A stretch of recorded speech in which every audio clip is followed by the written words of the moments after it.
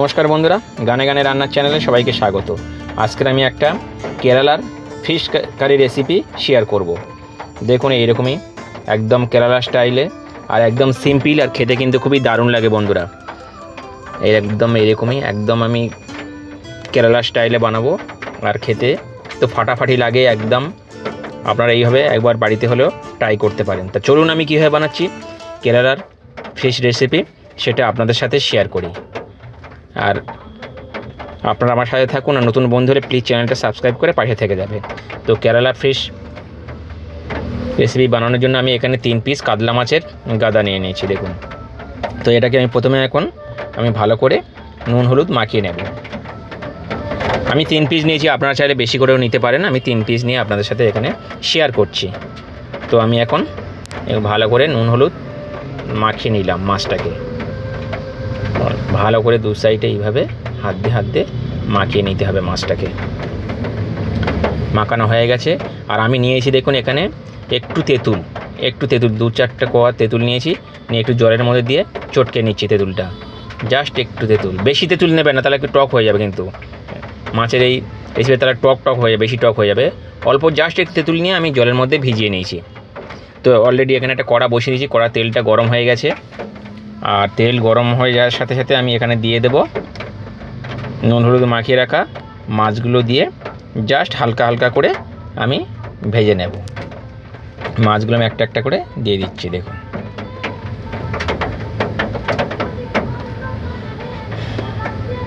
এইভাবে মাছগুলো আমি দিয়ে ভেজে নেব।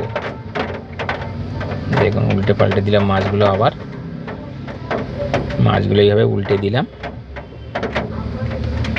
বেশি কড়া করার দরকার নেই, জাস্ট এইভাবে আমি ভেজে নিলাম। দেখুন, এইরকমভাবে ভেজে নেবেন আপনারা।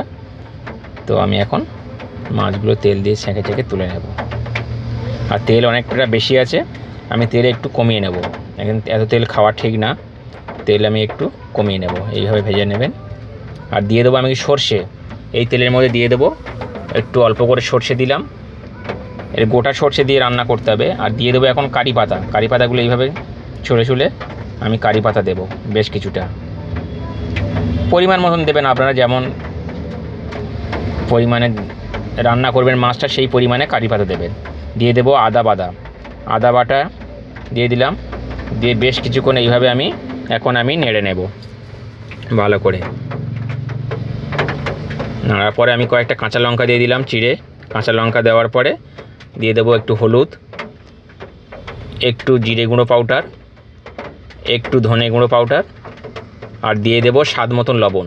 এগুলো কিন্তু সব তেলের মধ্যে দিতে হবে। তেলের মধ্যে দিয়ে এইভাবে বেশ কিছুক্ষণ জাস্ট একটু ফ্রাই করে নেব।